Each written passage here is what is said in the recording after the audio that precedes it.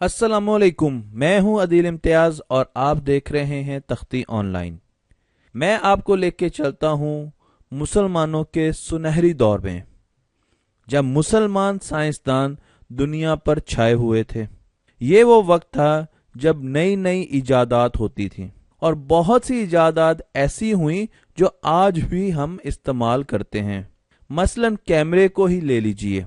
मुसलमान साइंसदान दुनिया पर गौर व फिक्र करते थे, रिसर्च करते थे, हर चीज को परखते थे और मजीद परखने के लिए तजर्बात भी करते थे। मैं आपको ये भी बताता चलूं कि साइंटिफिक मेथड की बुनियाद मुसलमान साइंसदानों ने रखी और जब इन एक्सपेरिमेंट से उनको डेटा हासिल होता था, उस डेटा को एनालाइज करने के बाद वो अपनी किताबों में लिखते। उनकी किताबें यूरोप में भी पढ़ी जाती थी और हम साइंस की बुलंदियों को छूते थे। पर आज सूरत हाल वैसी नहीं है। हम तारीकियों में गिरते जा रहे हैं, पस्ती का शिकार हैं और मेरे नजदीक बहुत सी वजूहात में एक खास वजह यह है कि हमारा ताल्लुक साइंस से और साइंसदानों से टूट चुका है, जिसकी वजह से हम बहुत बुरे तरीके से लाइल्मी का शिकार हैं। हम साइंस भी उन लोगों से पढ़ना चाहते हैं जिनको साइंस का इल्म नहीं है। मैं आपको एक मिसाल देता हूं। कुछ दिनों पहले मैंने YouTube पर एक वीडियो देखी जिसमें यह बताया गया था कि फरिश्ते रोशनी की रफ्तार से सफर करते हैं और यह साइंस ने साबित किया है। याद रखिएगा, लफ्ज साबित किया है इस्तेमाल हुआ है। और इस वीडियो के 1,31,000 व्यूज कुछ अरसे पहले थे। इस वीडियो को बहुत ज्यादा सराहा जा रहा है और इसके बारे में लोग बहुत अच्छे कमेंट्स दे रहे हैं। क्या इस वीडियो में कोई हकीकत है? और हमें यह देखना है कि क्या इस वीडियो के बनाने वाले को यह पता है कि वो क्या बात कर रहे हैं। उनकी वीडियो से लिए गए ये स्लाइड आपको दिखाती है कि किस तरीके से आइंस्टाइन के एक सिंपल फॉर्मूले को लेकर उसमें कुछ नंबर्स रखे गए और उससे फरिश्ते की रफ्तार रोशनी की रफ्तार के बराबर साबित कर दी गई, जो कि बहुत छोटी उम्र का बच्चा भी कर सकता है। अगर फरिश्ते की रफ्तार रोशनी की रफ्तार के बराबर हो जाए तो इसका क्या मतलब होगा? दो जगह ऐसी थी जमाने में जब रोशनी की रफ्तार से ज्यादा तेजी से चीजें मूव हुई। एक तो बिग बैंग था। जब बिग बैंग हुआ तो उसमें पहले सेकंड में एक ऐसा हिस्सा आया जिसमें चीजें एक दूसरे से बहुत तेजी से दूर गईं और इतनी तेजी से कि वो रोशनी की रफ्तार से ज्यादा समझा जाता है। हमारे पास इसका प्रैक्टिकली अभी तक प्रूफ नहीं है। और दूसरी चीज को हम क्वांटम इंटेंगलमेंट कहते हैं, जिस पर मैं एक और वीडियो बना चुका हूं। जब मैं ये बात करता हूं कि फरिश्ते रोशनी की रफ्तार से सफर करते हैं तो इस चीज का ख्याल रखना बड़ा जरूरी है कि क्या हम फरिश्तों को मादे यानी मैटर से बना हुआ समझते हैं। क्योंकि अगर हम उनको मैटर से बना हुआ समझते हैं तो उन पर तमाम फिजिकल लॉज एप्लीकेबल होंगे, उन पर क्वांटम मैकेनिक्स के लॉज भी एप्लीकेबल होंगे, उन पर ग्रेविटेशनल लॉज भी एप्लीकेबल होंगे और रिलेटिविटी के लॉज भी एप्लीकेबल होंगे। और अगर हम उनको मैटर का बना हुआ नहीं समझते तो फिर उनको रोशनी की रफ्तार के साथ कंपेयर करना मेरे नजदीक ठीक नहीं है। तो सबसे पहली चीज यह है कि क्या हम ये समझते हैं जब हम ये दावा करते हैं कि फरिश्ते रोशनी की रफ्तार से सफर कर रहे हैं कि वो मैटर के बने हुए हैं। दूसरी चीज ये कि मैं इस चीज को अज्यूम करता हूं, सपोज करता हूं कि फरिश्ते रोशनी की रफ्तार के साथ सफर करते हैं। तो हम देखते हैं कि अगर फरिश्ते रोशनी की रफ्तार से सफर करते हैं तो फिर क्या होगा। इस चीज को आसान करने के लिए और अदब को मलहूज़े खातिर रखने के लिए, क्योंकि हमारे नजदीक फरिश्ते बहुत ही कदर वाली हस्तियां हैं, मैंने ये गाड़ी ली है जो कि तकरीबन स्पीड ऑफ लाइट के साथ मूव कर रही है 99.9%। रोशनी की रफ्तार सबसे पहले एक डेनिश एस्ट्रोनॉमर ने मालूम की 1676 में।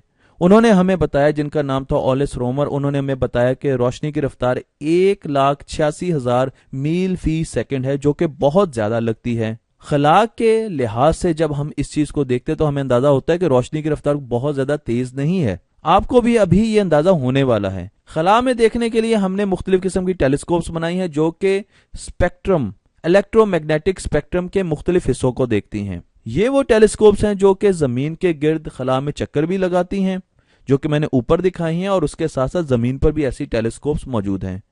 इलेक्ट्रोमैग्नेटिक स्पेक्ट्रम में जो भी रेज आती हैं उनकी तरफ, उस जगह से जिनको वो देखना चाहती हैं वो उनको रीड करती हैं और उसके बाद उनका डाटा एनालाइज किया जाता है। यहाँ पर भी मैंने आपको कुछ ऐसी ही सैटेलाइट्स दिखाई हैं। वेरी लार्ज टेलीस्कोप चिली हमारी जमीन पर मौजूद है जो कि आसमान को देख रही होती है, उसके मुख्तलिफ हिस्सों को देखती है। इसी तरीके से केक ऑब्जर्वेटरी भी हमारे पास मौजूद है और इसके साथ सुबेरो टेलीस्कोप जो है ये भी यूएसए में मौजूद है जो कि मुख्तलिफ दूर के सितारों को, गैलेक्सीज को और चीजों को देख रही है और हम उन तक पहुंचने का रास्ता और कितनी देर में हम उन तक पहुंच सकेंगे ये सब मालूम कर रहे होते हैं। मैं जब आसमान की तरफ देखता हूं तो मुझे सूरज नजर आता है जो कि पीले रंग का होता है।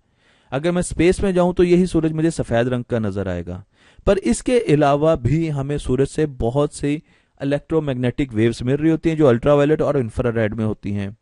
तो अगर हम एक सूरज को देखते हैं, एक सितारे को देखते हैं जो स्पेस में फटता है जिसे हम सुपरनोवा कहते हैं, तो हमें उससे मुख्तलिफ किस्म की इंफॉर्मेशन मिलती है। मसलन जो रेडियो वेव्स उनसे आ रही होती हैं, रेडियो टेलीस्कोप्स जब उनको रीड करती हैं तो हमें और इंफॉर्मेशन मिलती है। इंफ्रारेड टेलीस्कोप्स हमें और इंफॉर्मेशन देती हैं। विजिबल लाइट जो हम आंख से देखते हैं वो हमें और इंफॉर्मेशन देती है। Ultraviolet, low energy, X rays, तो हमें मुख्तलिफ किस्म की टेलीस्कोप से मुख्तलिफ किस्म का डेटा मिलता है और उससे हमें उनके बारे में मुख्तलिफ किस्म की इंफॉर्मेशन मिलती है। मैं आपको चंद मिसालें देने जा रहा हूं। जमीन से मैंने गाड़ी उड़ाई जो कि रोशनी की रफ्तार से सफर करती है, तो वो चांद में कितनी देर में पहुंचेगी? 1.28 सेकंड। ये नूरी सेकंड है, लाइट सेकंड्स हैं। इसी तरीके से अगर हमने मरीख पर जाना है मार्स पे तो हमें 4.36 मिनट्स चाहिए। मैंने अगर सूरज पे जाना है स्पीड ऑफ लाइट से तो मुझे 8 मिनट्स लगेंगे। और ये वो चीजें हैं जो हम एक्सपेरिमेंट से साबित कर चुके हैं, हमें पता है कि ये बिल्कुल दुरुस्त है। मैं अगर प्लूटो पे जाना चाहूंगा तो मुझे 5 घंटे 35 मिनट चाहिए स्पीड ऑफ लाइट से जमीन से प्लूटो तक जाने के लिए। और इसी तरीके से अगर मैं सूरज के करीबी सितारे जिसे प्रोक्सिमा सेंटोरी कहते हैं उसके पास मुझे जाना है तो मुझे 4.3 नूरी साल, लाइट ईयर्स चाहिए कि मैं स्पीड ऑफ लाइट के साथ मूव करते वहां तक पहुंचूं। जमीन से मैं या मेरी गाड़ी स्पीड ऑफ लाइट से रवाना हो तो मैं सिर्फ अपनी गैलेक्सी के अंदर तक जाने के लिए जहां पे ब्लैक होल है मुझे 30,000 साल चाहिए। अपनी गैलेक्सी से यानी मिल्की वे से एंड्रोमेडा जो कि हमारी पड़ोसी गैलेक्सी है उस तक जाने के लिए मुझे 25 लाख साल चाहिए। 2.5 मिलियन ईयर्स चाहिए। मैं इतनी देर में वहां तक पहुंचूंगा। कॉमा क्लस्टर जो उससे दूर गैलेक्सीज है उस तक जाने के लिए मुझे 3,40,00,000 साल चाहिए। इसी तरीके से ऐसी गैलेक्सीज भी हम देख सकते हैं टेलीस्कोप्स के साथ जो कि 11.5 अरब साल दूर हैं, जो कि सितारे हैं, गैलेक्सीज हैं जिनको हम देख सकते हैं। तो अगर मैं रोशनी की रफ्तार से जमीन से यहां तक जाऊंगा तो मुझे 11.5 अरब साल चाहिए। आपको अब अंदाजा हो रहा है। और जमीन पर आए हुए इंसान को 2 लाख साल हुए हैं। तो जो पहले हजरत आदम अलैहिस्सलाम जमीन पर आए थे वो तकरीबन 2 लाख साल पहले आए थे। और फरिश्ते को जो हम समझ रहे हैं कि अगर वो रोशनी की रफ्तार से सफर करते हैं तो उनको इन गैलेक्सी तक जाने के लिए सिर्फ 11.5 अरब साल चाहिए। अगर उन्होंने फार गैलेक्सीज को जाना है तो उनको 13.4 अरब बिलियन ईयर्स चाहिए। हम कायनात को जब भी देखते हैं तो हमें एक प्लाज्मा स्क्रीन नजर आती है सबसे दूर, और इस प्लाज्मा स्क्रीन जिसे हम कॉस्मिक माइक्रोवेव बैकग्राउंड रेडिएशन कहते हैं, मैं पूरी वीडियोस बना चुका हूं। और ये वो बाउंड्री है जिससे पीछे हम देख नहीं सकते, पर तमाम साइंसदानों का ख्याल है कि इससे पीछे बहुत सारी गैलेक्सीज हैं और हमारी कायनात बहुत वसी है।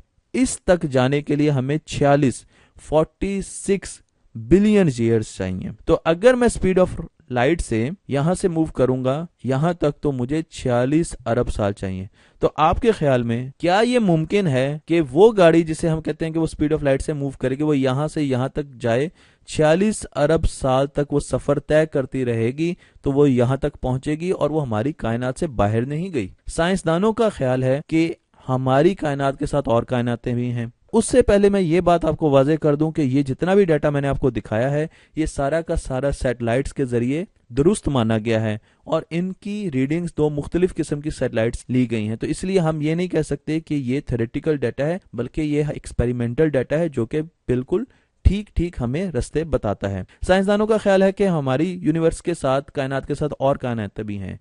हम इस पर बहुत ज्यादा रिसर्च कर रहे हैं। कुछ साइंसदानों का ख्याल है कि ऐसी कायनातें बहुत सी हैं, बहुत सारे यूनिवर्स हैं, और कुछ साइंसदानों का ख्याल है कि ऐसी बात नहीं है। इसलिए मैं इस बात पर बहुत ज्यादा जोर नहीं दूंगा कि अगर फरिश्ते हमारी कायनात से बाहर निकलेंगे तो उनको अगली कायनातों का भी सामना होगा। इसी तरीके से बाज़ औक़ात ये एक मिसाल दी जाती है कि वर्म होल के जरिए फरिश्ते एक जगह से दूसरी जगह ट्रेवल कर सकते हैं। वर्म होल एक ऐसा शॉर्टकट होता है स्पेस टाइम में जिससे हम बहुत दूर के रस्तों को एक शॉर्टकट के जरिए बहुत जल्दी पा सकते हैं। इसमें मेरा बुनियादी नुक्ता यह है कि वर्म होल एक्सपेरिमेंटली प्रूव नहीं है, कि साबित नहीं हुआ, साइंस ने इसको साबित नहीं किया कि ये एग्जिस्ट करते हैं। हम आज तक 10 मीटर का भी वर्म होल नहीं बना सके। ये एक थ्योरेटिकल चीज है जो कि आइंस्टाइन की फील्ड इक्वेशन से हमें हासिल हुआ। इसलिए इस पर बेस करते हुए ये थ्योरी देना कि फरिश्ते रोशनी की रफ्तार से मूव कर सकते हैं सही नहीं होगा। मुसलमान जब भी अपने अरूज के जमाने में थे तो वो चीजों पर तहकीक करते थे। उनके पास जब भी कोई इंफॉर्मेशन पहुंचती थी तो वो उसको क्रॉस चेक करते थे, वो लोगों से पूछते थे, वो किताबों में देखते थे, वो उन लोगों से पूछते थे जो उस इल्म के आलिम होते थे, और वो हमेशा लोगों से कहते थे जो भी उनको ऐसी इंफॉर्मेशन देते थे कि इसका रेफरेंस क्या है, ये चीज आपने कहां से हासिल की।